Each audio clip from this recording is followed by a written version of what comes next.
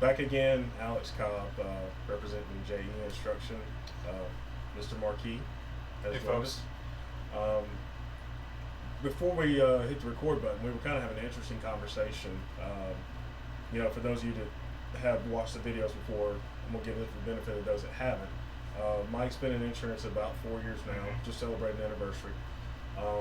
So he kind of came into this working on the automotive side, especially custom installer. So he dealt with some claim situations, and he obviously bought his own insurance. So coming to this side of the aisle and becoming an agent, we've kind of gone through a couple of videos with the expectations versus the reality. Completely different. Yeah, and a big one that we just had a conversation about. Personal insurance, meaning your home, your auto, the boat, versus commercial, the business, the property, those things, and how little understanding there is between the two. They are both considered P&C, property and casualty, but they are very, very different. One is of a personal nature, obviously, so we give the example frequently of what typically happens with an agent is their neighbor has a truck, like an F-150, and the other neighbor has a truck, like an F-150, and they're both about the same age, and they both live in about the same house, and one of them is paying twice as much as the other one, and they're, both scratching their head mad at you. What they're not seeing is the one that's paying twice as much might have a DUI, or he might have 3 speeding tickets, or he might have a 16-year-old kid. So Very true. they're looking at the things they can clearly see that are the same and not understanding all the things that behind the scenes make them different. To a large degree, when you're looking at a commercial opportunity, and we can look at a barbershop, you can look at a restaurant, you virtually can take any business. To a large degree, if you've been inside of one grocery store, you've been inside of all of it. There is a lot less variability on the commercial side as what you see with personal, where, like the example I gave, you may have a 16-year-old kid, your neighbor doesn't. You may have a good student discount, he doesn't. Like, all the things we can't see, you don't see that with commercial. Like, a lot of what you see at the door is what you get, because they're the same, once you step inside. So, really starting to understand that, like, when did you first figure that out, that there was a tremendous difference? Pretty early on. Probably first or second week. Yeah. It's amazing. On the personal side, it's you. They look at the client. They look at your driving record, your past history, whether or not you have claims, whether you have whatever, and you're the risk. Whereas on commercial, it's the industry, it's the class code is the risk, and you get into like these multinational companies or these Fortune 500 companies. Maybe it's a little bit different, but when you're talking to the landscaper down the road that is going to go mow some lawns, or you're talking to the local laundromat, or a florist or something like that. You're not talking like these massive businesses. They write it by the class code. What zip code are you in? What are you going to be doing? Are you going to be delivering anything? Are you going to be what are your hours? Are you having anything happen after hours? Are you drinking on the job? Little things, but it's Don't be drinking on the job. Right. Yes. But it's the risk. Whereas the personal lines, it's all about the individual. And like Alex alluded to in the beginning, you have 2 identical homes. You have married couples in the homes, but one couple may have kids, one doesn't. One may have other things that this home doesn't, but to the naked eye, and you're looking at it, everything looks relatively the same. So why is there $500 to $1,000 difference in premium? It comes down to the individual. It comes down to your past, whatever you've done, or not necessarily you as the agent, but your client. And some clients are receptive to understanding this. Other clients, no. I'll just go somewhere else. Well, when they go to 5 other people, and they all say the exact same thing, and they're all within $5 or $10, maybe $100 max fluctuation in premium, whoever they land on 5th, that's who they go with, because they're tired of calling everyone, and they don't want to look they want to come back with their tail between their legs back to the first one who was open and honest with them about why the coverage was the way that it was or why the premium was the way that it was.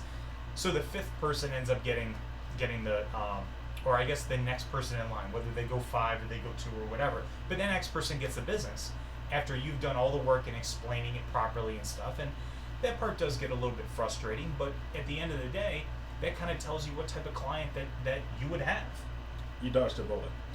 Right. I mean, and if you've watched some of the other videos, you've heard us talk about qualifying a client or communicating with a client or consultant. Basically, is what we should be doing as agents. Is we are consultants. This is our area of expertise, and it is our job to guide our clients in a way that it reduces their ability to have risks. Is that a fair statement? Yeah, you want to mitigate it. Right. Now, I mean, is there an opportunity to completely alleviate it? No, but it's our job to be looking 3 and 4 steps ahead of our client's view so they can focus on the now while we protect them from the future, and we take those bullets or we help to try to push them to dodge those bullets that may be coming at them. Right.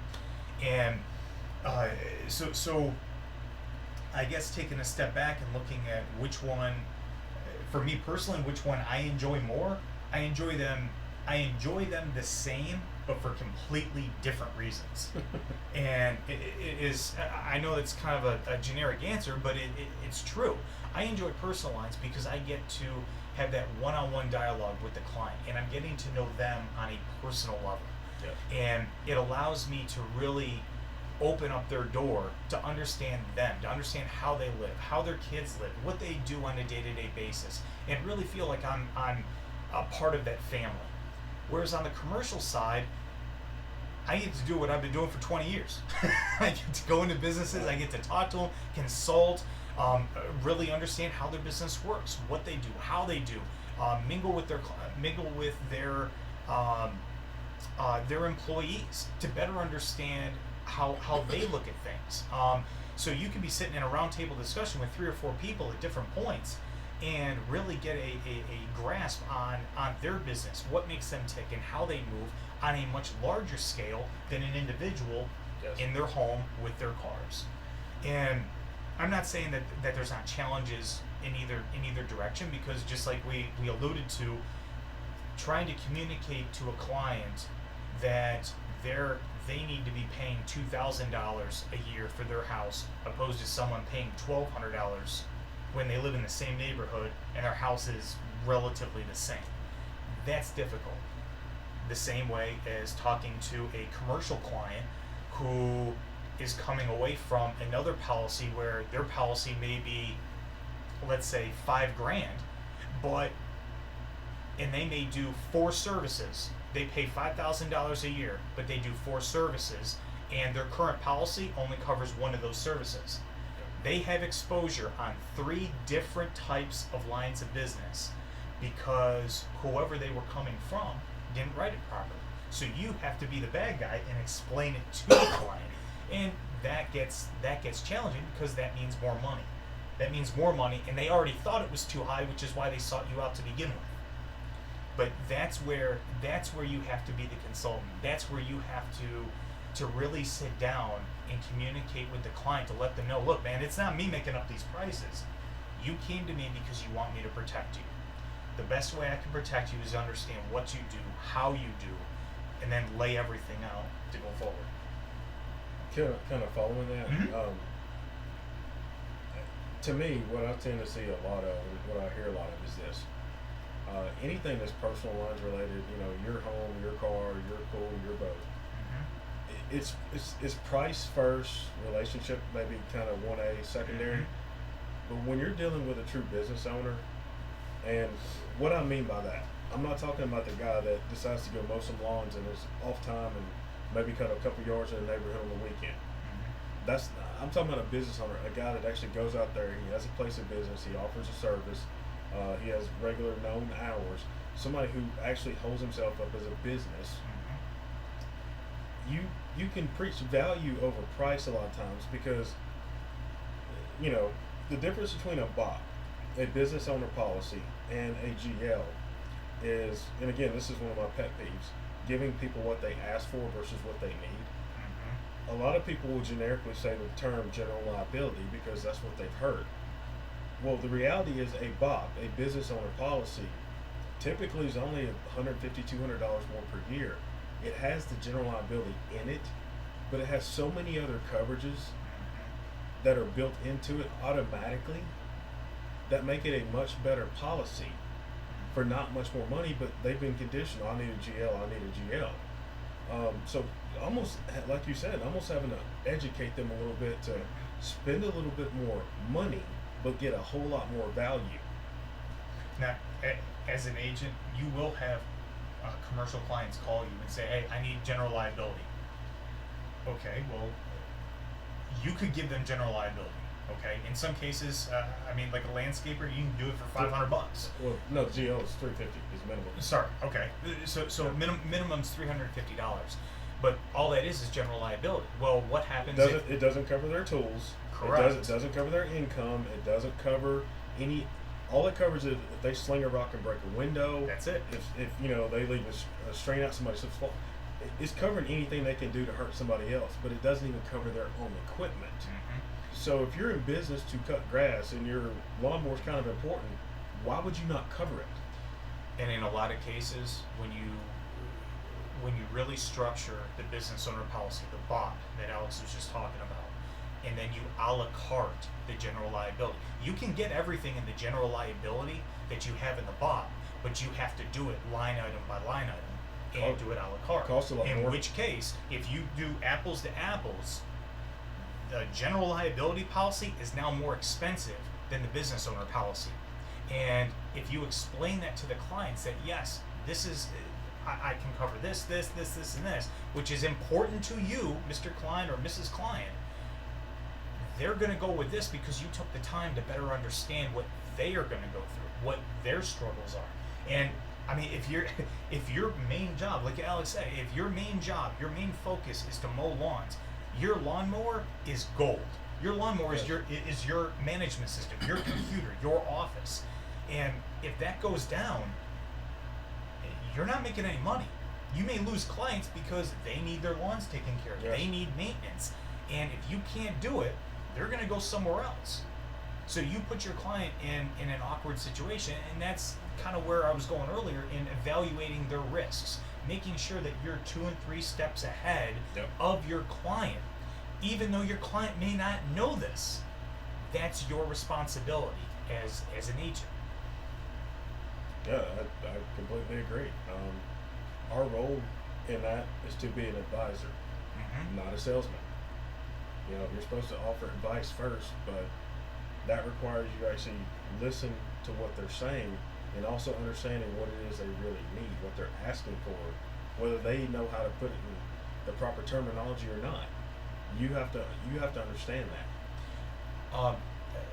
One more thing. Think about it like this. We live in an age where you literally can buy anything you want to on the internet. Anything. Virtually. You can buy a vehicle now and have it delivered to you. They'll pick up your old car and go on, and everything is all electronic. So if we live in an age where we technically don't even need car salesmen, we don't even need to test drive vehicles now anymore. We can just buy whatever we want. What is going to set you apart as an agent? Why should clients call you? That is the question, the fundamental question that you need to ask yourself. Like, what's going to set you apart? If you just want to be someone that sits behind the desk and just takes the orders, you can make some money. You can do it. Right. But then you're no different than some of these online car places, because that's essentially what they're doing. Whereas, and you've also chained yourself to that desk, and it's hard to get away. Right. Whereas now, by having that flexibility, by communicating with your clients the way that you are a valuable commodity and part of that business, because now they look to you as an advisor. Now they look to you as, hey, you know what? This person really has my best interests at heart. Why would I just call an 800 number and talk to some random person in another state or another country, for that matter, that doesn't know me, doesn't know my industry? All they do is take my information, plug it into a computer, and spits out a number, and there you go. And that's it. Take it or leave it. Whereas here, in the process of better understanding what the client's doing and how they're doing it, you could structure to leverage yourself multiple policies across multiple areas and help them understand that they may have risks that they didn't even know about. Often they don't know. About Right, right. So now you put yourself in a position where they're like, holy cow, this person really is looking out for me and really trying to help me. And when you go into that, don't go into it looking for policies. If you go into it looking for money, business owners are going to see that because that's what they do all day long. That's what business owners are looking for is a way to generate profits. So if you go into it looking for their best interests at heart, you will be rewarded tenfold, whether it's with that business or the referral from that business or the referral from that business. Right. And you won't have to be advertising because of the way that you communicated with the client initially. So, to sum it up, Mm-hmm. if we're looking at personal lines, that's a large pool of people. Number one, everybody needs it to some degree. Home, auto, they're going to need something. So that's a good thing. But what also needs to be mentioned is, especially with auto insurance, with rare exception, unless you're, New York City, some huge metropolitan area, Mm-hmm. that's the most competitive part of insurance because everybody's in a race to the cheapest insurance and the quickest one, and you don't even have to come into my office. But that's silly money is what I call that because it will come to you and it will flow right back out 6 months later because the moment somebody's $10 cheaper, those people are out the door. Mm-hmm. So personal lines are good, they're necessary, it's a worthwhile career. But to me, if you focus on the commercial, almost, primarily, Mm-hmm. you're going to be able to preach value over price because there's a tremendous difference. You're going to be able to go in there and, like Mike is saying, for those of you that really like to build personal relationships, someone who has thought of and grown a business, that is literally like their baby. They will talk to you about it all day long because it's an extension of an idea they had or something birthed in their heart that it's this real life thing that's out here that's got people employed, it's got activity and energy. They will talk to you about that all day long, okay? So you kind of get to grow and evolve with them. And it makes it easier when you have those conversations about, well, when your sales go past a certain point, we need to look at a different policy for you because a lot of,